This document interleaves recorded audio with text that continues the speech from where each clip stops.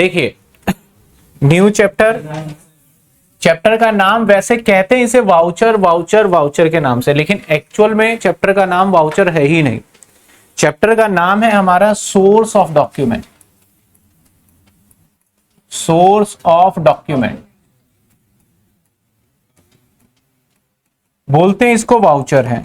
तो source of document का एक पार्ट होता है जिसको वाउचर बोला जाता है, ठीक है ना। सोर्स ऑफ डॉक्यूमेंट का एक पार्ट है जिसको हम क्या बोलेंगे, वाउचर बोलेंगे। अगर मैं सोर्स ऑफ डॉक्यूमेंट, तो सबसे पहले आपको वर्ड समझना होगा, sir what is the document, document क्या है। डॉक्यूमेंट अकाउंटिंग जितने भी पेपर हैं जो इंपॉर्टेंट है उसको हम बोलेंगे डॉक्यूमेंट।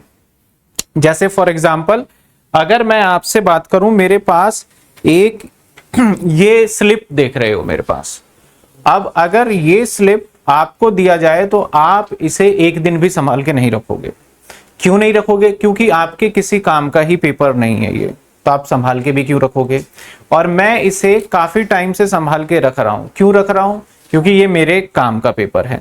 तो जो पेपर जिसके लिए इंपॉर्टेंट होता है उसके लिए वो डॉक्यूमेंट के तरीके से माना जाता है। आपका रजिस्टर अगर आपके लिए इंपॉर्टेंट है स्कूल का, तो वो क्या है, आपके लिए डॉक्यूमेंट है। और मेरे लिए वो डॉक्यूमेंट नहीं है, क्योंकि मेरे लिए कोई इंपॉर्टेंस नहीं रखता वो। तो डॉक्यूमेंट का मतलब क्या है, जो चीजें, जो आपके ऐसे पेपर्स जो आपके लिए इंपॉर्टेंट है उसको बोला जाएगा डॉक्यूमेंट। तो सर यहां पे कौन से डॉक्यूमेंट की बात की जा रही है, यहां पे अकाउंट से रिलेटेड जितने भी पार्ट्स होंगे उसको हम डॉक्यूमेंट बोलेंगे। अकाउंट से रिलेटेड जितने भी ट्रांजैक्शन, जैसे सेल्स हो गया जो बिजनेस से रिलेटेड है, जैसे सेल्स हो गया, परचेज हो गया, रिटर्न हो गया, सेल्स रिटर्न हो गया, कैश रिसीव हो गया, कैश पेड हो गया, या फिर आपने उधार सामान बेचा, नगद सामान खरीदा, जो भी यानी बिजनेस के अंदर जो काम हो रहे हैं ना एक्टिविटी, वो सारे के सारे किसी पेपर पे, जिस पे भी पेपर पे लिखा है वो आपके लिए डॉक्यूमेंट है। मान लो आपने एम्प्लॉय को सैलरी दिया और आपने रजिस्टर पे मेंटेन कर रखा है सैलरी दिया, तो आपके जो रजिस्टर सैलरी है वो डॉक्यूमेंट है। आप सामान खरीद करके लाए तो जो पर्चा मिला आपके बिजनेस में सामान खरीद के लेके आए वो क्या है, आपके लिए डॉक्यूमेंट है। तो अगर इस सोर्स ऑफ डॉक्यूमेंट की बात करें तो हमारे पास दो ही सोर्स होते हैं डॉक्यूमेंट के। एक वो सोर्स है जो हम खुद बनाते हैं और एक सोर्स है जो कि हमें बाहर से मिलता है। सोर्स का मतलब भैया ये कहां कहां से आएंगे डॉक्यूमेंट, तो ये दो सोर्स होते हैं, एक हम खुद बनाते हैं और एक बाहर से मिलता है। तो एक सोर्स होता है हमारा, और जो हम खुद बनाते हैं उसको बोलते हैं second source, that is called voucher, उसको बोला जाता है वाउचर। तो वाउचर हम खुद बनाते हैं। तो अभी हम वाउचर तो देखेंगे ही नहीं, चैप्टर का नाम आपको पता है कि वाउचर है, लेकिन अभी हम फिलहाल वाउचर नहीं देखने वाले। अभी हम देखने वाले हैं और अदर डॉक्यूमेंट कौन कौन से होते हैं। अदर, एक क्वेश्चन कई बार पूछा जा सकता है कि बताइए भैया डॉक्यूमेंट्स के क्या क्या फीचर्स होते हैं, डॉक्यूमेंट में क्या क्या चीजें होती हैं जो कि आपको देखने को मिलता है अक्सर। तो डॉक्यूमेंट्स के अगर फीचर्स की बात करें तो हर डॉक्यूमेंट पे डेट जरूर होना चाहिए, हर डॉक्यूमेंट के ऊपर सीरियल नंबर जरूर होना चाहिए। सीरियल नंबर समझते हो, हर किसी के ऊपर एक नंबर गिवन होता है, जैसे यहाँ पे भी ना एक नंबर गिवन है, आपने देखा होगा 506, 306 जैसे भी होगा, तो वो सीरियल नंबर होगा। तो हर डॉक्यूमेंट पे क्या होना जरूरी है, डेट। डॉक्यूमेंट, हर डॉक्यूमेंट पे कंपनी का नाम होना भी बहुत जरूरी है जहां से सामान खरीद रहे हो। हर डॉक्यूमेंट पे अमाउंट, क्वांटिटी भी होना जरूरी है। तो ये कुछ चीजें हैं। हर डॉक्यूमेंट के ऊपर ऑथराइज सिग्नेचर भी होना जरूरी है। तो कुछ एक पॉइंट्स है जो कि जरूरी है। अदर डॉक्यूमेंट में देखा जाए तो हम यहाँ पे जब कोई चीज बाहर से डील करते हैं तब हमें मिलता है, तो उसके अंदर क्या क्या आ जाता है हमारे डॉक्यूमेंट में, ये देख लेते हैं। इसके अंदर सबसे पहला पॉइंट लिखेंगे, दैट इज हमारा होता है कैश मेमो। कैश मेमो, नाम बहुत अजीब है ये, कैश मेमो। अब कैश मेमो होता क्या है, कैश मेमो सिंपली जब आप कभी नगद में कोई सामान खरीदते हैं ना, कोई भी सामान आप कैश में खरीदोगे तो जो आपको बिल दिया जाएगा उसे क्या बोलेंगे हम, कैश मेमो। नगद में जो भी सामान खरीदो, जो आपको बिल दिया जाएगा, जैसे मान लेते हैं कि मैंने कोई एक सामान नगद में खरीदा तो मेरे को एक बिल दे दिया, यहाँ पे तो सब कुछ प्रिंटेड वगैरह करके है, लेकिन कई बार अक्सर आप कहीं क्लॉथ शॉप पे जाओ, कपड़े की दुकान पे जाओ, तो उनका ना एक बिल होता है जिसके पीछे कार्बन कॉपी लगाते हैं वो, और कार्बन कॉपी जो लगाते हैं उसके ऊपर सारी चीजें लिख के और आपको दे देते हैं। यानी जिसपे उसने पेन से लिखा है वो वाला तो हिस्सा आपको दे देते हैं, और जो हिस्सा कार्बन कॉपी के बाद प्रिंट होके पीछे बच जाता है वो हिस्सा क्या करते हैं, वो खुद रख लेते हैं। तो कैश मेमो क्या होता है, जब नगद में आप सामान को खरीदोगे तो जो बिल आपको मिलेगा that is called cash memo. और इसकी कितनी कॉपी होती है, हमारी 2 कॉपी होती है कैश मेमो की। एक कॉपी आपने खरीदा है तो आपके पास होगा, और एक कॉपी जिसने बेचा है उसके पास होगा। आपके पास जो कॉपी होगा वो पता है कौन सा होगा, ओरिजिनल होगा, और जो सामान बेच रहा है कार्बन कॉपी वाला जिसने रखा है उसके पास कौन सा होगा, हमारा डुप्लीकेट होगा, उसके पास कौन सा होगा, डुप्लीकेट होगा। तो अगर मैं आपको कैश मेमो दिखाऊं कि कैसा होता है कैश मेमो, तो देखते हैं। कैश मेमो एक बार देख लोगे तो आपने देखा जरूर होगा, ऐसा नहीं है, बस नाम आपने नहीं कभी नोटिस किया होगा।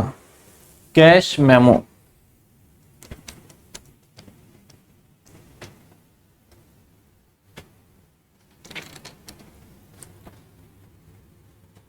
ये देखिए ऐसा कुछ इस टाइप का बिल हर दुकान पे आपको देखने को मिल जाता होगा। जब भी कोई सामान लेंगे तो इस टाइप का, कई लोग क्या करते हैं थोड़ा सा प्रोफेशनल तरीके से रखते हैं। प्रोफेशनल तरीके से इन द सेंस कि प्रॉपर नाम वगैरह प्रिंट करा लेते हैं। जैसे यहाँ पे कुछ एग्जांपल देख रहे हो तो इन्होंने नाम वगैरह प्रिंट करा लिया। कुछ लोग जिनका इतना बड़ा काम नहीं होता वो छोटा सा एक इस टाइप का पर्ची रख लेते हैं, तो that is called cash memo. इसके पीछे ना एक कार्बन कॉपी भी लगी है जो कि अभी तो नहीं दिख रहा, लेकिन श्योर आपने कभी ना कभी देखा होगा। इस कैश मेमो में क्या क्या चीजें होती है, इस कैश मेमो देखो, एक तो क्वांटिटी का कॉलम है हमारे पास। मैं आपको अगर इसको बड़ा करके दिखाऊं तो इस कैश मेमो में देखो क्या क्या चीजें हैं। एक तो कौन सा कॉलम है, ये देखो क्वांटिटी का, दिख रहा है आपको, ये किस कौन सा कॉलम है, क्वांटिटी। यहाँ पे जैसे आपने मान लेते हैं 5 पेन खरीदे, कौन से वाला, पहले यही तो बंद करता था, कौन सा करता था, नहीं ये बंद करता था, यही करता था पहले, अब ठीक है चलो।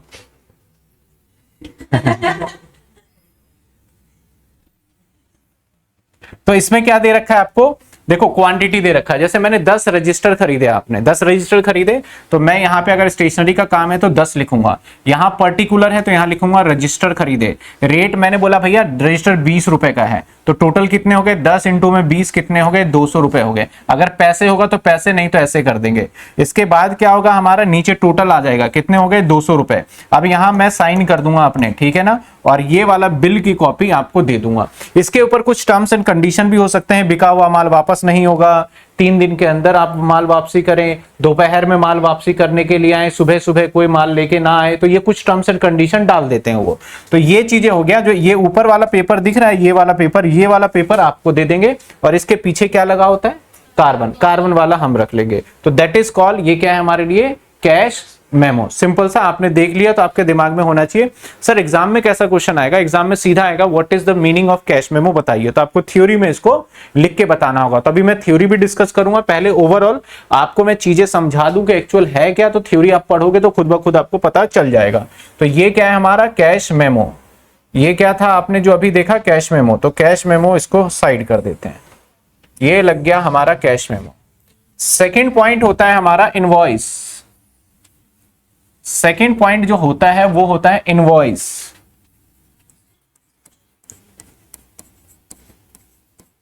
अच्छा एक पॉइंट मैं लिख देता हूं कैश मेमो में। कैश मेमो में क्या क्या होता है, इस कैसे पता चलेगा, इसके अंदर तभी पता चलेगा व्हेन गुड्स परचेज, कैसे, ऑन कैश, तभी मिलेगा। जब गुड्स को आप खरीदोगे कैसे, कैश में, तभी मिलने वाला है आपको cash memo, otherwise cash memo नहीं मिलेगा। अब ऐसा भी हो सकता है सामान आप उधार खरीदो, तो जब आप उधार सामान खरीदते हो तो क्या मिलता है आपको, इनवॉइस। तब क्या मिलता है आपको, इनवॉइस। इनवॉइस का मतलब सेम चीज है, अगर नगद खरीदोगे तो मिलेगा कैश मेमो, और उधार खरीदोगे तो आपको मिलेगा invoice. When goods purchase on credit, जब आप सामान उधार खरीदोगे तो आपको क्या मिलेगा, इनवॉइस। अब इनवॉइस में क्या होगा सर, फर्क पता है क्या आएगा इनवॉइस में? जब हम उधार माल बेचते हैं ना किसी को, या उधार खरीद रहे हैं, जब भी क्रेडिट वाला ट्रांजेक्शन होता है तो उस सिचुएशन में हमें सामने वाले पार्टी का डिटेल, नाम, एड्रेस, फोन नंबर रखना पड़ता है। क्योंकि अगर मैंने नाम वाम कुछ नहीं पूछा और आपको उधार माल दे दिया, तो फिर अगर आप नहीं आए मेरे पैसे वापस करने, तो मैं आपसे कांटेक्ट कैसे करूंगा? मेरे पास कुछ कांटेक्ट के लिए डिटेल तो होनी चाहिए कि भाई तुमने उधार माल बेचा है तो मेरे पैसे दो। तो इसलिए हम यहाँ पे देखोगे आपसे कभी नाम वाम कुछ भी नहीं पूछा जाएगा। बस वो थोड़ा बहुत रफली लिख दिया तो लिख दिया, अदरवाइज वो भी नहीं लिखते, वो बस कैश लिख के आगे कर देते हैं। लेकिन जब भी उधार सामान बेचा जाएगा तो वहां पे पूरी की पूरी डिटेल आपसे पूछी जाएगी। तो अगर मैं आपको टैक्स, एक तो टैक्स इनवॉइस होता है, मैं सिर्फ इनवॉइस दिखा दूं आपको। टैक्स इनवॉइस होता है जब आप बिजनेसमैन होते हो तो उस सिचुएशन में होता है आपका invoice, invoice, invoice, invoice, invoice.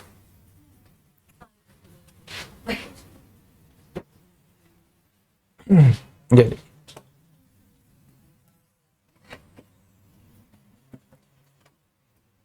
और उधार वाला जो काम होता है ना, वो थोड़ा सा मतलब कि सिस्टमेटिक प्रिंट वगैरह कराते हैं। आजकल तो खैर कंप्यूटर पे होने लगा है, तो इस वजह से सारी चीजें होता है। पहले समझ लेते हैं किस तरीके से टैक्स इनवॉइस, इसको हम ना कई बार इनवॉइस बोल देते हैं और कई बार टैक्स इनवॉइस भी बोल देते हैं। वैसे ये इनवॉइस समझना भी, टैक्स इनवॉइस आपका पार्ट नहीं है वो। सबसे पहले तो ये कंपनी का नाम आ गया, जिस कंपनी ने सामान बेचा है, ठीक है, जिस कंपनी ने सामान बेचा है।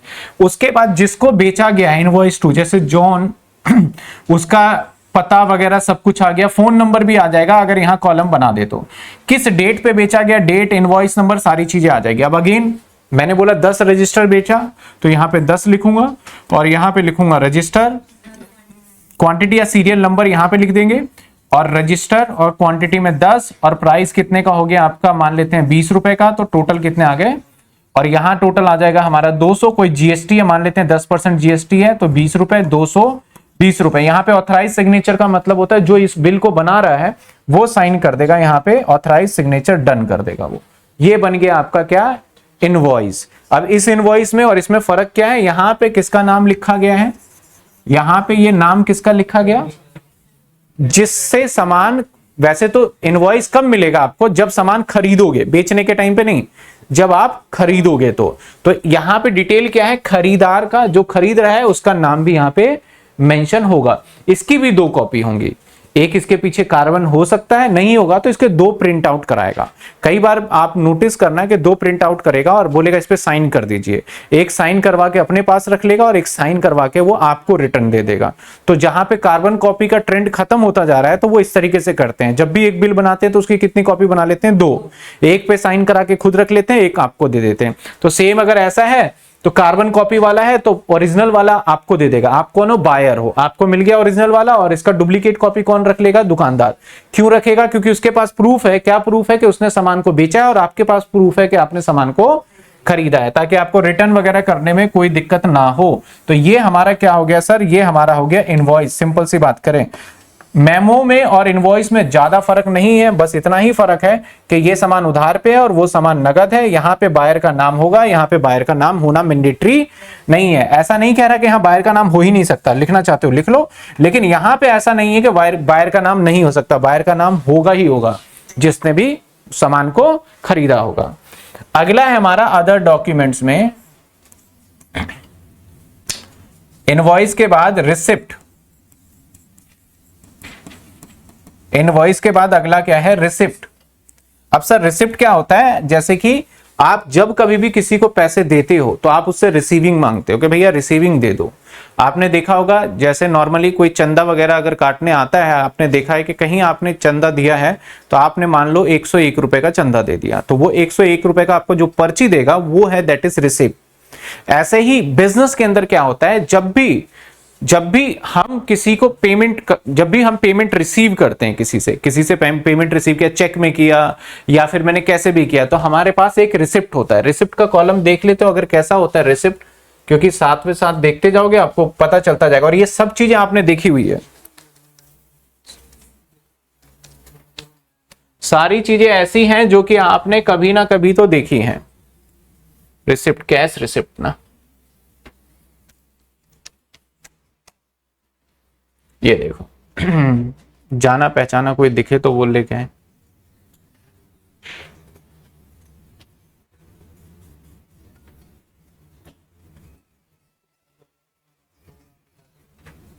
ये लीजिए, जाना पहचाना थोड़ा बहुत तो मुझे जो लग रहा है वो यही लग रहा है,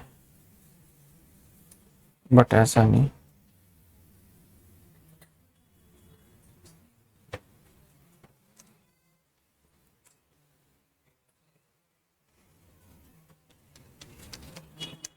जैसे आप मुझे फीस दोगे ना, तो मैं आपको रिसिप्ट दूंगा। आप मुझे फीस दोगे तो मैं बदले में आपको रिसिप्ट दूंगा और उस पर सारी चीजें लिख के दूंगा मैं। और इसके 2 कॉपी इसके भी होते हैं। चलो इसको देख लेते हैं।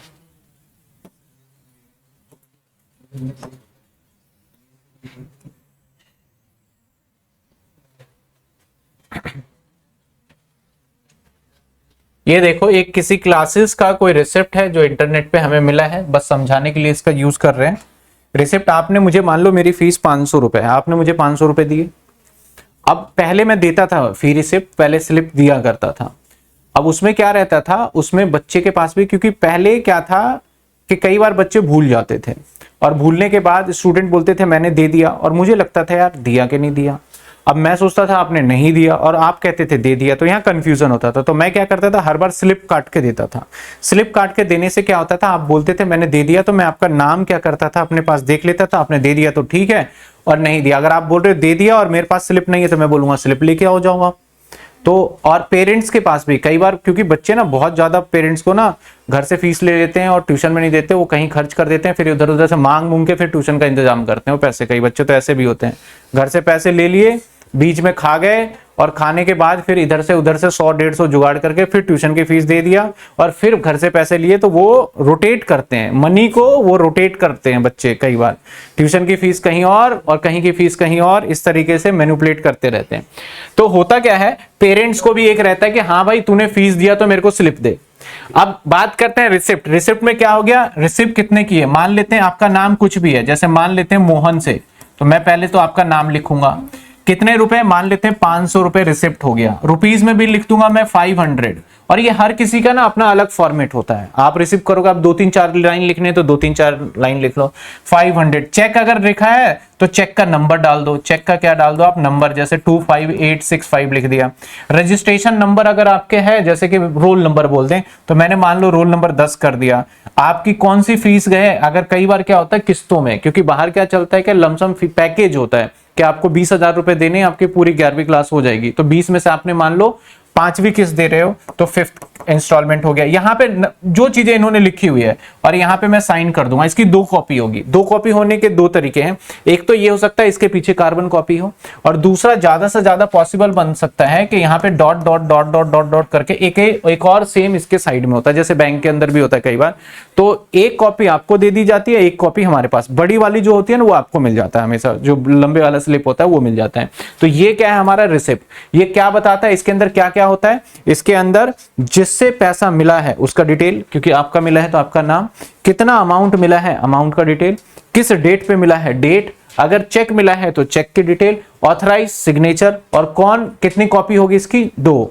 मेरे पास रिसीव कर रहा हूं तो मेरे पास ये प्रूफ है कि मैंने पैसे ले लिए हैं, और अगर आपने पैसे दिए हैं तो आपके पास प्रूफ है कि मैंने पैसे दे दिए हैं। तो इसको क्या बोला जाता है, नॉर्मली रिसिट्स बोला जाता है, या रिसिप्ट बोल दो या रिसिट बोल दो, कुछ भी आप बोल सकते हो।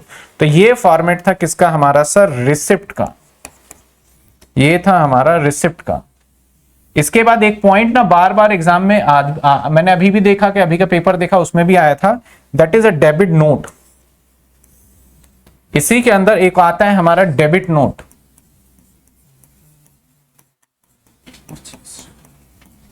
और एक आता है हमारा क्रेडिट नोट।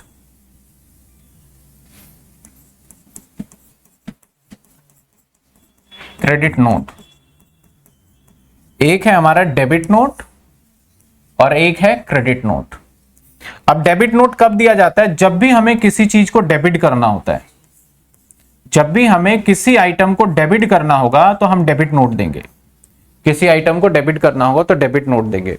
जैसे मैं बोलूं सेल्स रिटर्न, सेल्स क्या होता है, क्रेडिट होता है, और सेल्स रिटर्न को क्या करते हैं, डेबिट, तो उस केस में हम डेबिट नोट इशू कर देते हैं कि ये प्रूफ होता है कि एक बार हमने जिस चीज को क्रेडिट किया था, अब उसको डेबिट करके हम आपको दे रहे हैं। नॉर्मल बड़े बड़े बिजनेस में होता क्या है, जैसे आपने 2 लाख रुपए का सामान खरीदा, अब 2 लाख का सामान में आपको पता चला 10,000 रुपए का सामान खराब निकल गया, तो आप जब मेरे पास दुकानदार आएगा बोलेगा भैया 10,000 का आपका सामान खराब है, वापस कर दो, तो मैं उसको जब 10,000 का सामान वापस कर दूंगा उस दुकानदार को, तो मुझे 10,000 नगद नहीं देगा, वो पर्ची बना के देगा और बोलेगा अगली बार एडजस्ट करना है इसको।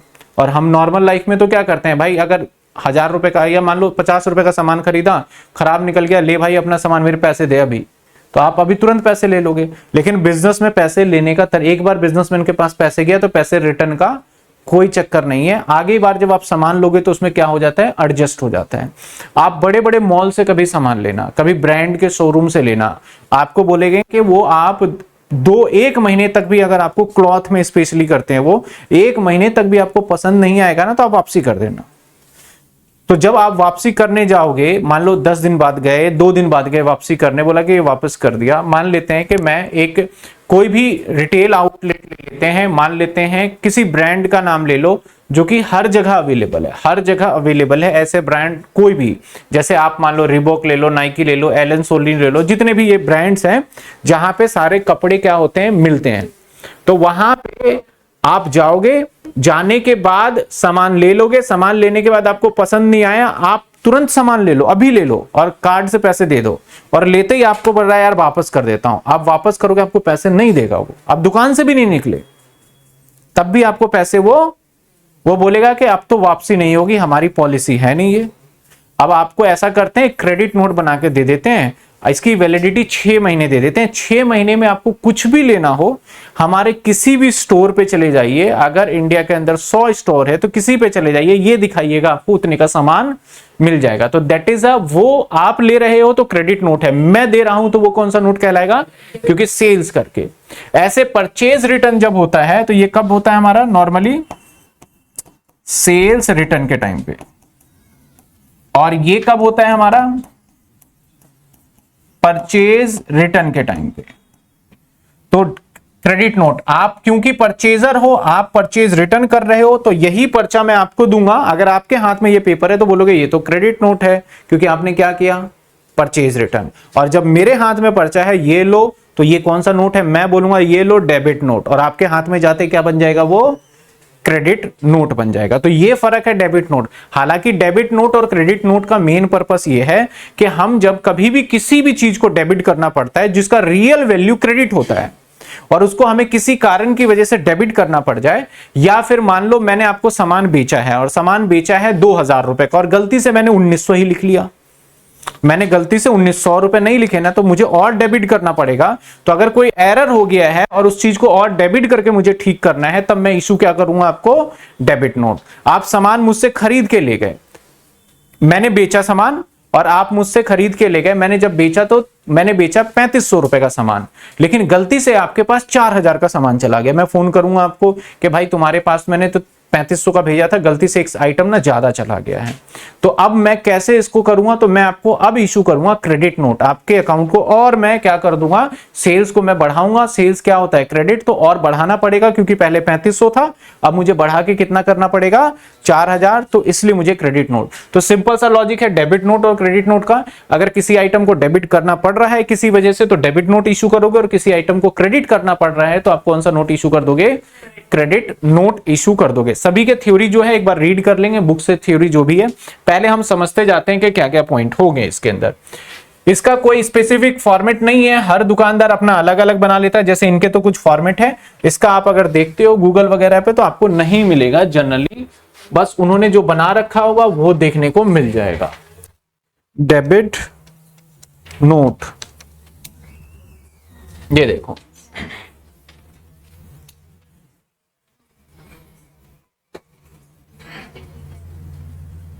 चलो देखो ये डेबिट नोट में क्या है, वाउचर रिटर्न कर दिया आपने, रिसीव किया, डैमेजेस जो भी था उसकी वजह से आपने रिटर्न कर दिया। तो रिटर्न किया, मैंने सेल्स किया था, वो चीजें रिटर्न हो गया, तो वहां पे कौन सा नोट इशू कर दिया इसने, डेबिट नोट कर दिया। तो ये एक स्पेसिफिक आपके बुक में भी फॉर्मेट है। हाँ, इसमें से थ्योरी जरूर पूछा जाता है कि डेबिट नोट क्यों बनता है। तो भाई डेबिट नोट इसलिए बनाते हैं कि कुछ आइटम को हमें डेबिट करना पड़ सकता है, या तो पहले क्रेडिट हो, या कुछ आइटम जो मुझे डेबिट करना चाहिए था वो करना भूल गए, उसे डेबिट करना पड़ेगा, तभी होगा। कब कब हो सकता है वो भी लिख देता हूं मैं। एक तो मैंने सेल्स रिटर्न बता दिया, नंबर 1। नंबर 2 हो सकता है अगर आपका परचेज शॉर्ट हो, अगर परचेज क्या करा हो, शॉर्ट, तो उसको ठीक करने के लिए क्या करना पड़ेगा। शॉर्ट का मतलब क्या होता है, ज्यादा या कम, कम। आपने परचेज कम लिखा है तो ठीक कैसे करोगे, और परचेज को बढ़ाओगे तो डेबिट करके कर दोगे, तो वहां पे कौन सा नोट इशू हो गया, इन केस डेबिट नोट हो गया। समझ में आ रही बात आपको। ऐसे ही परचेज रिटर्न है, और कम करने के लिए दूसरा क्या करोगे आप, क्रेडिट में सेल्स शॉर्ट होगा तो सेल्स को बढ़ा दोगे। ठीक है ना, समझ में आई बात आपको। तो ये था हमारा लास्ट, हमारा इसके अंदर है, लास्ट हमारा है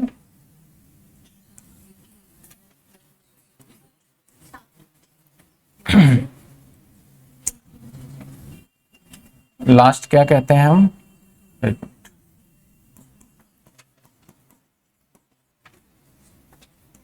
पे इन, नहीं एक और चेक भी है ना, पे इन स्लिप। सर पे इन स्लिप हर किसी ने देखा है, हर किसी ने देखा है। अब जिसने नहीं देखा है मैं उसको थोड़ा दिखा दूं तो आपको याद आ जाएगा पे इन स्लिप क्या होता है हमारा। आपने बैंक में पैसे जमा किए होंगे कभी ना कभी, चाहे कोई से भी जमा किए हो, या कभी भी बैंक में आप किसी भी कारण की वजह से गए होंगे। चलो मैं ये एसबीआई वाला दिखा देता हूं आपको, स्टेट बैंक ऑफ इंडिया का। आप पैसे लाइन में, पैसे जमा करने के लिए पता है आपको लाइन में लगना होता है, और लाइन में लगने के बाद आप जब पैसे दोगे बैंकर को, तो ऐसे सिचुएशन में ऐसा नहीं है कि बैंकर आपका पैसा जमा कर लेगा, बोलेगा भाई रसीद, जिसको रसीद कह लो, फॉर्म तो भर के लाइए कम से कम जहां पैसे जमा करने हैं।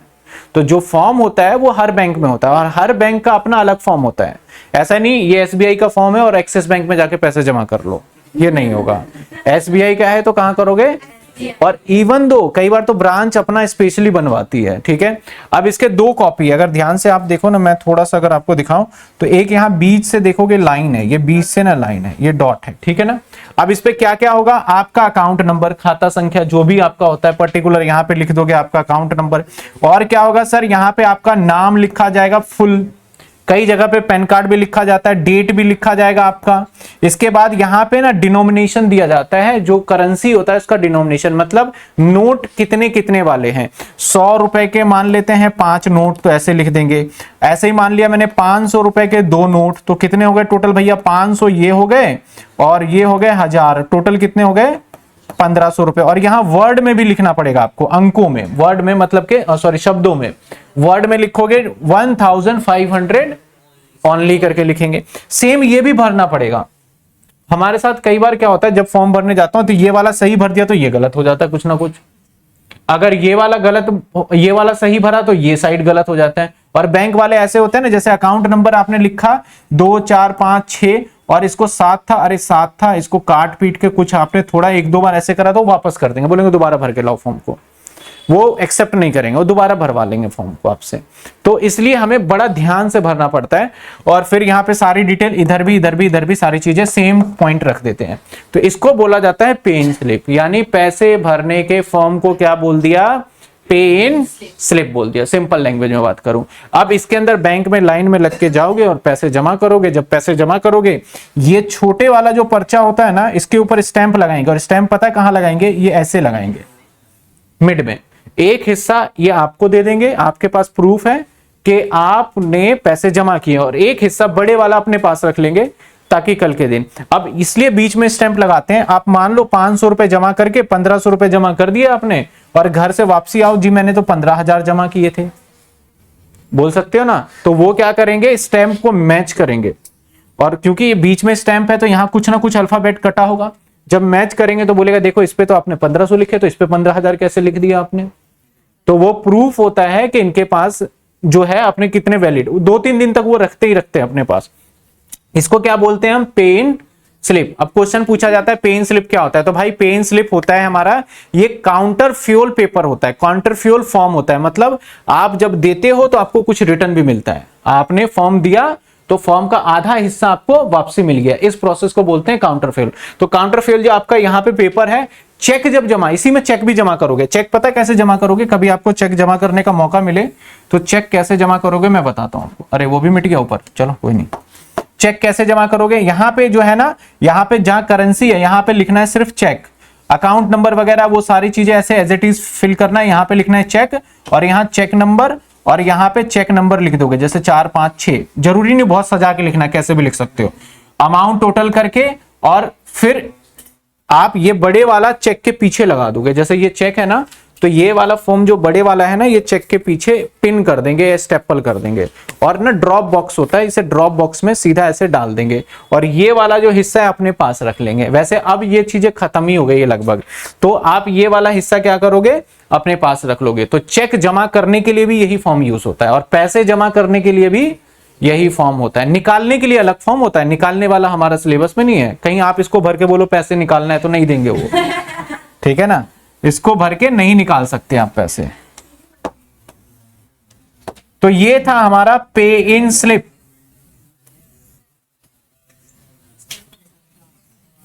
यहां पे पॉइंट ही मिट गया। ये था हमारा सेल्स या परचेज शॉर्ट।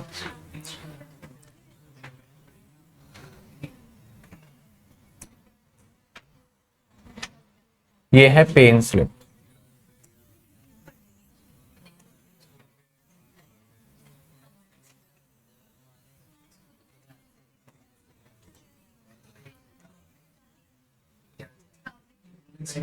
लास्ट है हमारा चेक।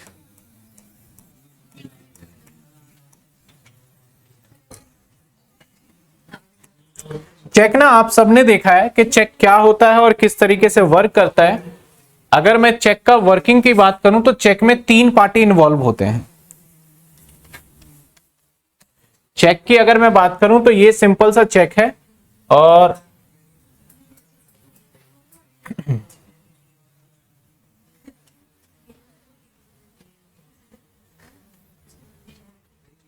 कोई भी चेक ले लेते हैं, चलो ये चेक ले लेते हैं। कहां गया टूल,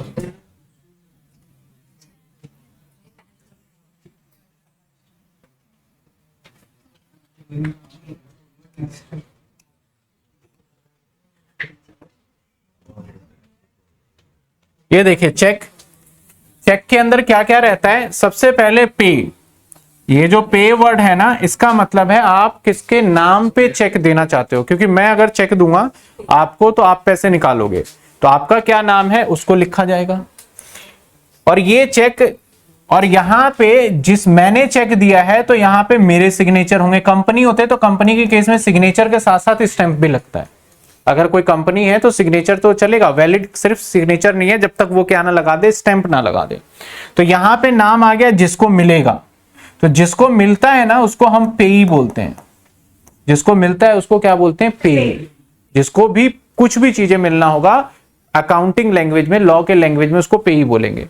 और मैं यहां पे इंस्ट्रक्शन दूंगा, जैसे ही मैंने साइन किया तो मैंने इंस्ट्रक्शन पता है किसको दे दिया, HDFC बैंक को दे दिया। मैंने इंस्ट्रक्शन किसको दे दिया, मैंने HDFC को बोला कि भाई मैं इस पे साइन कर देता हूं, आप एक काम करना मोहन को चेक दे देना। आप क्या करना, मोहन को चेक दे देना। तो यहां पे 3 पर्सन इन्वॉल्व है, एक मैं, और एक जिसको पैसे मिलेंगे, और एक कौन हो गया, बैंक हो गया।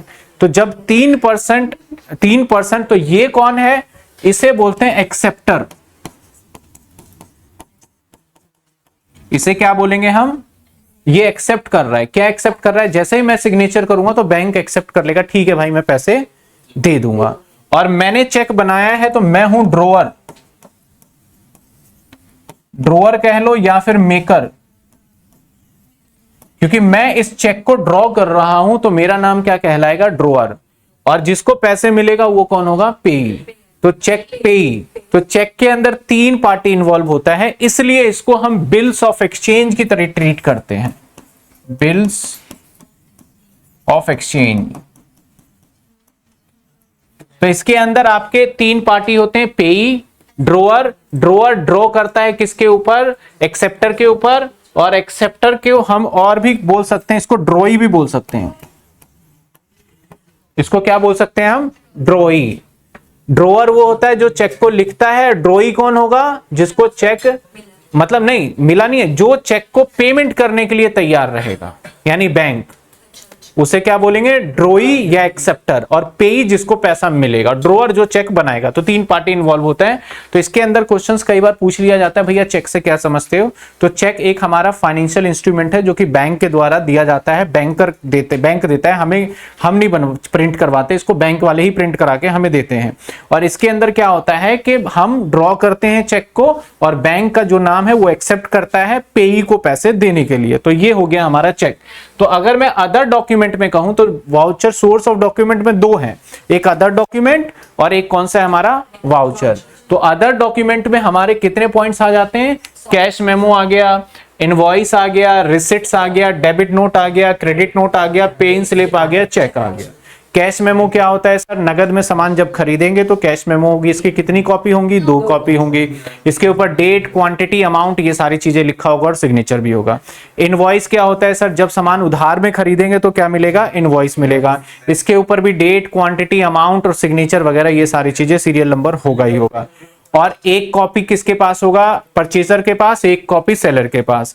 इसके बाद क्या था भैया, रिसिप्ट था। रिसिप्ट क्या होता है, जब भी हम किसी से पैसे लेंगे तो उसको बदले में जो स्लिप हम काट के देंगे उसे क्या बोला जाएगा, रिसिप्ट बोला जाएगा। यहाँ पे कैश भी लिया जा सकता है और चेक भी लिया जा सकता है। इसके बाद डेबिट नोट, जब भी किसी आइटम को हमें डेबिट करना होगा तो हम क्या इशू करने वाले हैं, डेबिट नोट। और जब भी किसी आइटम को क्रेडिट करना होगा तो हम क्या इशू करने वाले हैं, क्रेडिट नोट इशू करने वाले हैं। इसके बाद क्या था, पे इन स्लिप। जो पैसे बैंक में आप फॉर्म भरते हो उसको क्या बोला जाता है, उस फॉर्म को बोला जाता है पे इन स्लिप। इस पे इन स्लिप के अंदर काउंटरफ्यूल पे इन स्लिप बोला जाता है यहाँ पे। इसके अंदर पैसे जमा करने के लिए भी यूज करते हैं और चेक को भी जमा करने के लिए यूज करते हैं।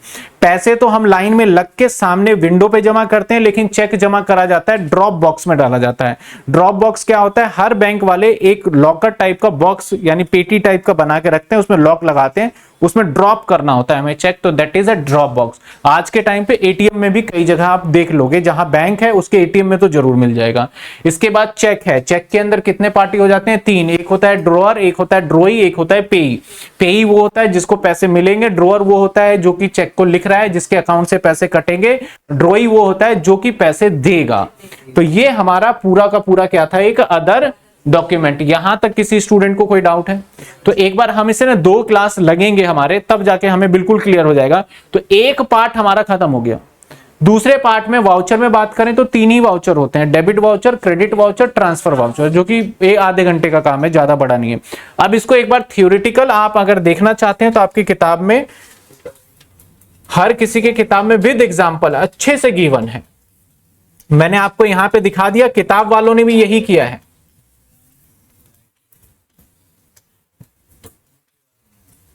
आपका चैप्टर नंबर है 7।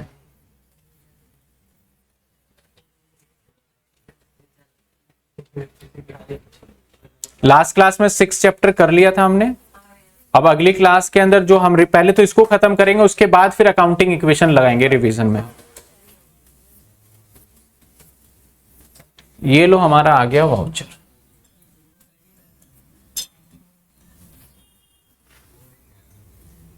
Chapter 7 origin, transaction, source of document and preparation of voucher. Chapter का नाम सोर्स ऑफ डॉक्यूमेंट है। पहले पार्ट कर लेते हैं हम बात कैश मेमो का। कैश मेमो क्या होता है, आपके सामने ये लिखा हुआ है। कहता है cash memo is prepare by seller. कौन बनाएगा, सेलर बनाएगा, जो सामान बेच रहा है। Cash memo is prepare by seller, seller बनाएगा।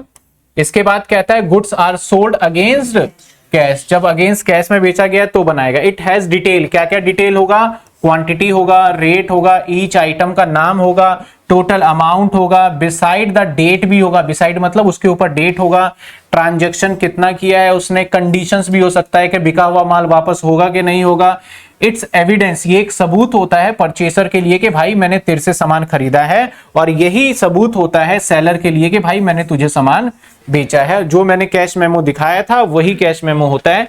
यहां पे बुक में थोड़ा इस टाइप से कैश मेमो का फॉर्मेट बना के दिखा दिया है इन्होंने। समझ में आ गया? जो लिखा हुआ है सिर्फ आपको रीड करना है और याद करना है। इसके बाद अगला पॉइंट क्या आ गया? इनवॉइस आ गया। इनवॉइस का क्या मैंने बताया था? सामान उधार खरीदा जाता है। क्या करा जाता है? उधार खरीदा। बनाता कौन है? Seller. N invoice bill prepare by seller बनाएगा। गुड्स सोल्ड किस पे? क्रेडिट पे। इट्स डिटेल, क्या डिटेल होगा भाई? जो कैश मेमो में डिटेल था वही होगा। पार्टी हुम गुड्स सोल्ड, एक ये न्यू वर्ड आ जाता है कि उस पार्टी का भी डिटेल होगा जिसको सामान बेचा गया है।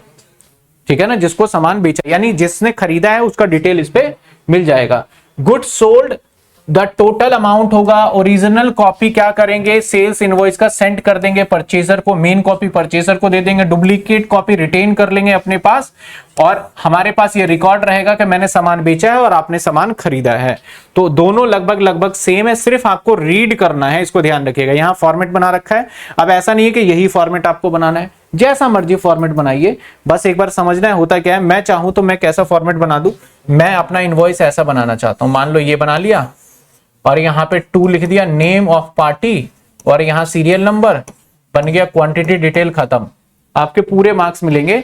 ऐसा नहीं है कि ये वाला फॉर्मेट याद करो और इसी को बना के आओ, ऐसा नहीं होता। बस ये ध्यान रखना है कंपनी का नाम होना चाहिए। आप जब भी फॉर्मेट बनाओगे कुछ भी लिख दो कंपनी का नाम, और किसको बेचा जा रहा है उसका नाम होना जरूरी है। अमाउंट क्वांटिटी इधर उधर कहीं भी हो सकता है। मैंने 2 मेमो दिखाया, एक में क्वांटिटी देखा था इधर था और एक में क्वांटिटी इधर, तो हर किसी का अपना अपना अलग अलग फॉर्मेट होता है। चलिए अगला देखिए क्या है हमारा, रिसिप्ट्स। जब कभी भी व्हेन कैश और cheque receive a customer receipt amount receive issue a receipt prepare duplicate copy, 2 copy होगा। Original copy given to party make payment, जिसने पैसे दिए उसको ओरिजिनल दे देंगे और डुप्लीकेट हम अपने पास रख लेंगे। ये रहा हमारे पास रिसिप्ट का कॉलम। बस थोड़ा थोड़ा सा लिखा हुआ है और कॉम्प्लिकेटेड कुछ भी नहीं है इतना। इसके बाद क्या है? पे इन स्लिप। मैंने अभी बता दिया पे इन स्लिप। इसके अंदर एक वर्ड मैं बार बार यूज कर रहा था, इसके अंदर आना था, जो कि मैंने बताया आपको काउंटर फ्यूल पे, इसके अंदर के आपको वापसी मिल जाता है। तो ये आपको पढ़ना खुद ही पड़ेगा ये सारा। ठीक है, क्लियर है? समझ में आ जाएगा पढ़ोगे तो। चलिए इसके बाद आगे आ जाता है आपका चेक। चेक भी मैंने बता दिया क्या है। चेक के अंदर जो मैं वर्ड बार बार बता रहा था उस वर्ड को देख लेते हैं।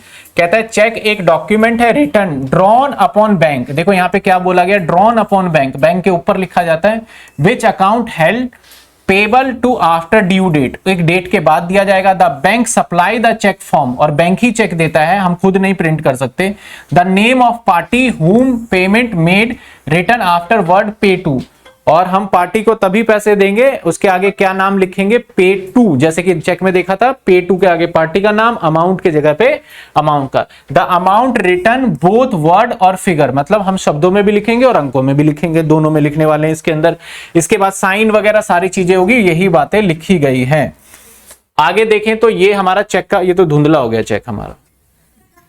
अब इसके बाद डेबिट नोट देख लो।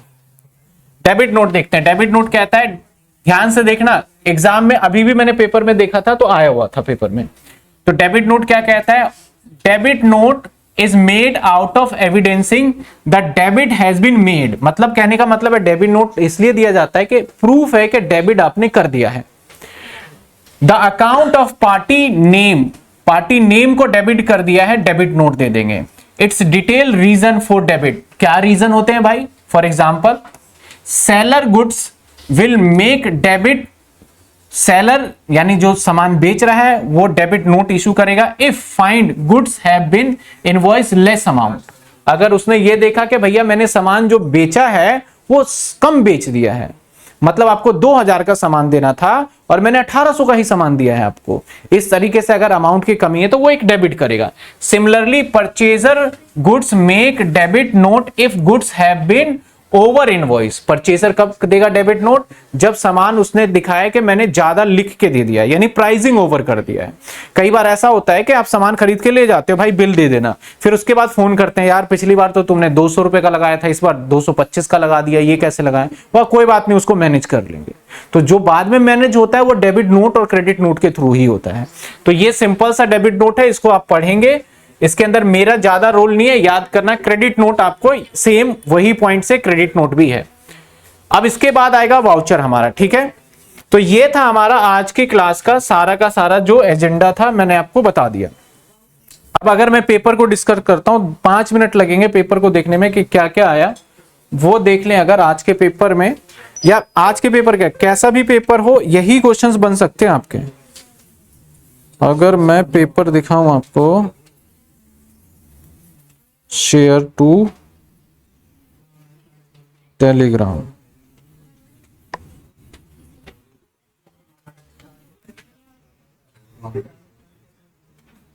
आइए।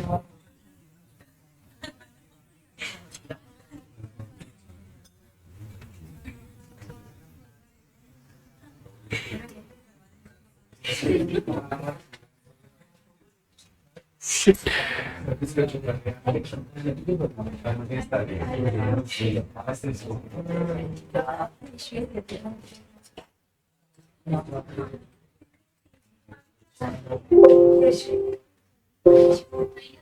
हाँ जी, अभी चल रही क्लास? बताओ। एक्सेस ही नहीं अपलोड करने के लिए। कौन सा? बिल्कुल की क्लास नहीं मिल रही मुझे, और फाइनेंशियल मैनेजमेंट की क्लास भी मेन है ही नहीं हमारे पास। मैं एक मिनट भेजता हूँ आपको, आप कॉल कर देते ना। मैसेज तो ड्रॉप किया था क्लास में, तो चलो फिर मैं अभी ना भेज देता हूँ। वो स्टूडेंट 2 दिन से परेशान हो रहा है बिजनेस मैथ्स की क्लास के लिए। तो उसका अभी मैं आ रहा हूँ, ऊपर ही आके करता हूँ उसका सॉल्यूशन। मेरे पास हार्ड डिस्क है। हाँ हाँ, ये ले जाओ, ले जाओ, ये देना पीछे हार्ड डिस्क।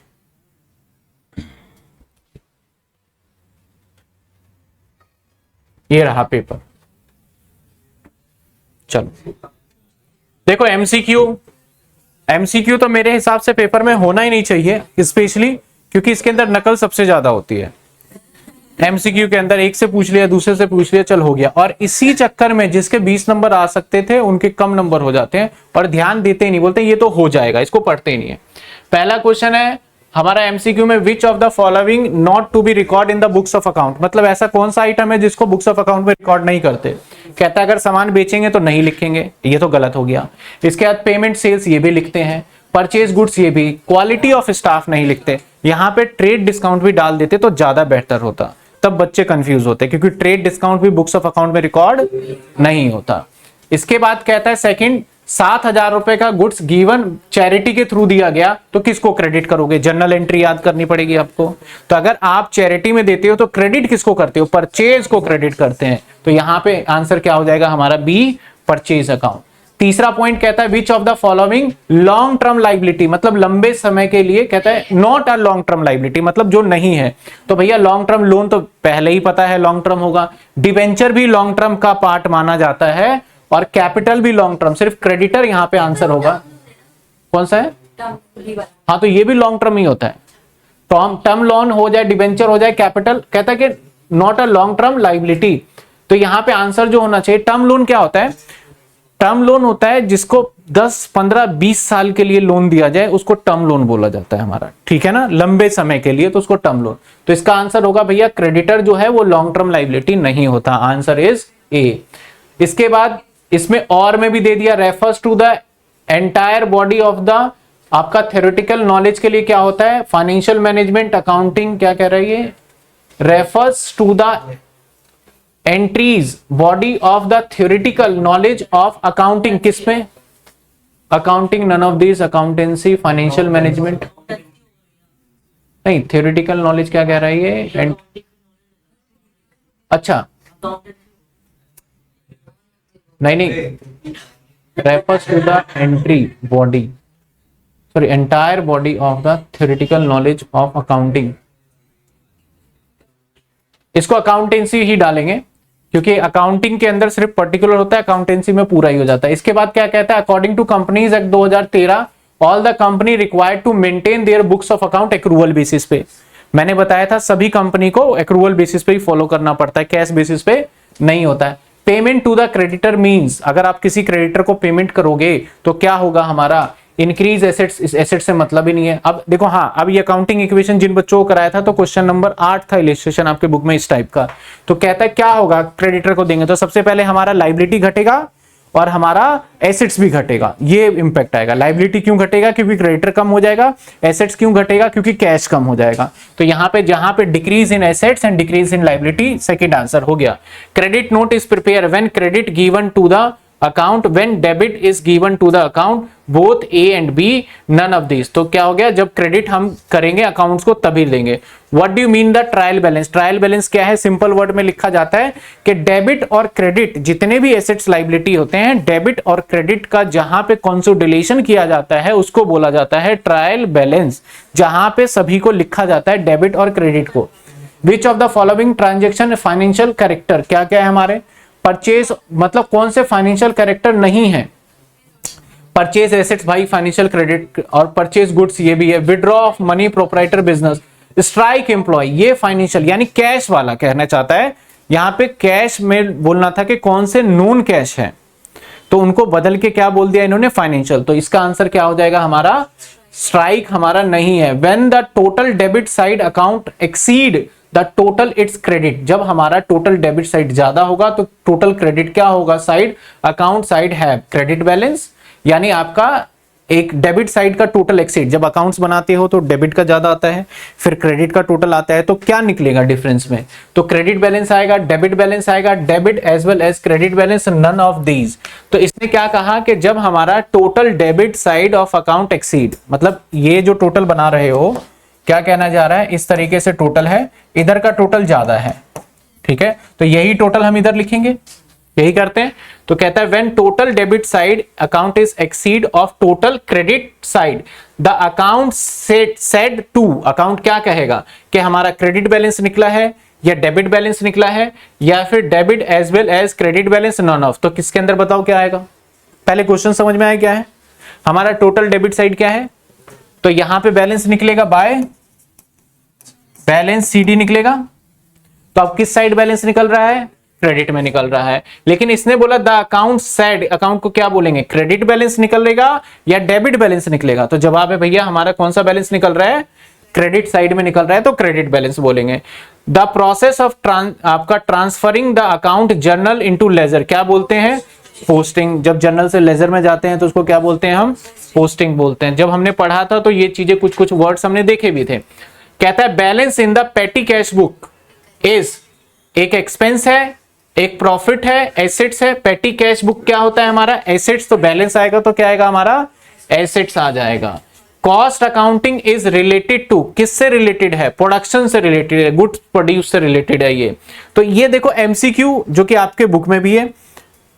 अगर मैं 20 तक के क्वेश्चंस को छोड़ दूं, सिंपल जीएसटी सबने किया है, अगर जीएसटी का आप मुझे आंसर दे सकते हैं तो बताइए। If the location of supplier goods and services, place of supply same state, which of the following type of GST? Both GST CGST, ठीक है।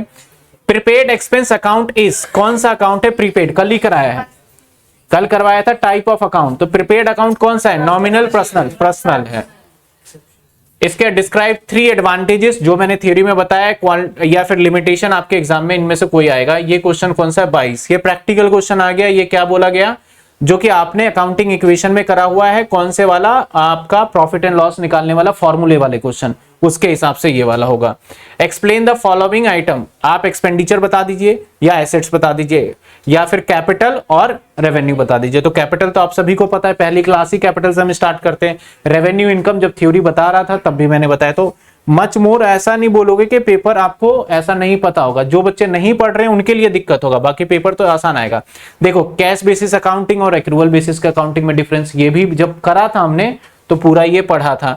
Explain any three function of preparing trial balance, trial balance अभी पढ़ा ही नहीं मैंने, क्योंकि आपके syllabus में आ ही नहीं रहा। तो जिनका आ रहा है तो वहां पे कुछ फंक्शंस ही आ गए।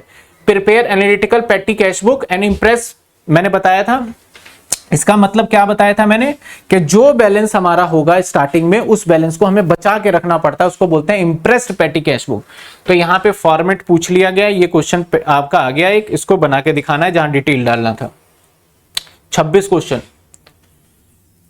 इसमें क्या करना है आपको? The accounting on the basis of the following transaction, आपको क्या करना है? अकाउंटिंग इक्वेशन का क्वेश्चन हो गया, 4 नंबर का सवाल आ गया, सिंपल सा है। अभी करेंगे तो इस वाले सवाल को भी मैं करवा दूंगा क्लास के अंदर।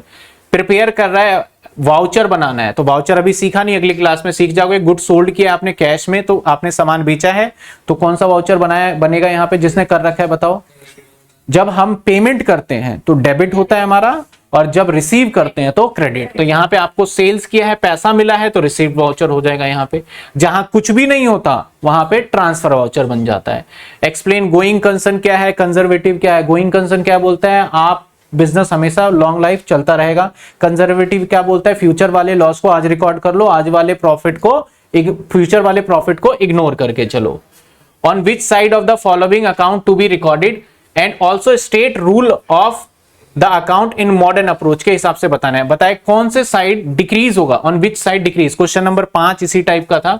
बैंक, तो बैंक क्या होगा हमारा, बैंक हमारा एसेट्स कहता है कि on which side will decrease. तो बैंक हमारा जो है, बैंक लोन है, बैंक लोन लाइबिलिटी होता है, और डिक्रीज में क्या करना पड़ेगा, डेबिट करना पड़ेगा। नेचर क्या हो जाएगा इसका, लाइबिलिटी हो जाएगा। तो ये छठे चैप्टर में से जो अभी आपने किया है।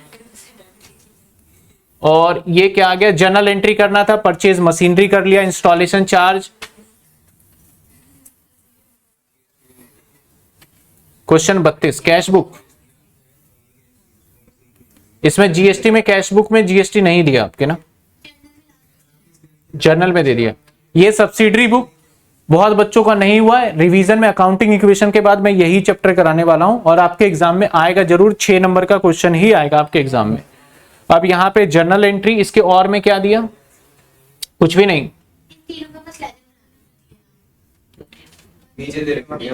अच्छा, prepare above transaction, prepare a ledger, cash का, साहिल का और बैंक, 3 लेजर बनाने। इसमें जीएसटी दिया इन्होंने, इसमें भी नहीं दिया।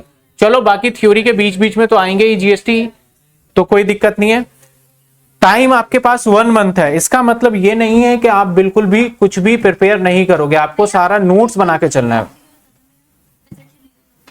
1 मिनट बता दूंगा अभी। तो आपको टाइम देना पड़ेगा पूरा पूरा। आपके अब क्या है, आपको नोट्स बनाने हैं अपने। अब कौन से चैप्टर इंपॉर्टेंट है, क्वेश्चंस इंपॉर्टेंट है, जैसे जैसे मैं चैप्टर कराऊंगा मैं टिक करवाता जाऊंगा। जैसे लास्ट वाले क्लास में बता दिया ये चैप्टर इंपॉर्टेंट है, ये कर लेना। अभी इसके प्रैक्टिकल स्टार्ट नहीं हुए, तो मैं प्रैक्टिकल अगली क्लास में करवा दूंगा। अब रहा बात, मैं मंगलवार को आपका सोच रहा हूं कि मैं क्लास ना लूं, मंगलवार को मैं लूं टेस्ट, ट्यूसडे को बैच टाइम पे ही। किसी का कोई चक्कर नहीं है कि मेरा ये पेपर मेरा वो पेपर। ट्यूसडे को मैं टेस्ट रख रहा हूं, टेस्ट के अंदर कौन सा, जर्नल एंट्री लिख लो आप, अभी टाइम मिल जाएगा आपको। जर्नल एंट्री, कैश बुक, हाँ संडे नहीं ट्यूसडे को लेंगे। जर्नल एंट्री, अगर आपका पेपर होता कब, 10 सितंबर को, 10 सितंबर कह रहा हूं, वो तो चला ही गया। अगर इधर होता 5-6 दिन बाद, तब तो अभी जल्दी जल्दी हम टेस्ट लेते हैं, लेकिन आप बैच में भी क्लास भी ले सकते हैं और टेस्ट भी ले सकते हैं, कोई दिक्कत नहीं है। तो ट्यूसडे को जर्नल एंट्री, कैश बुक और एक बैंक रिकंसिलिएशन स्टेटमेंट, 3 चैप्टर के आपके टेस्ट होंगे।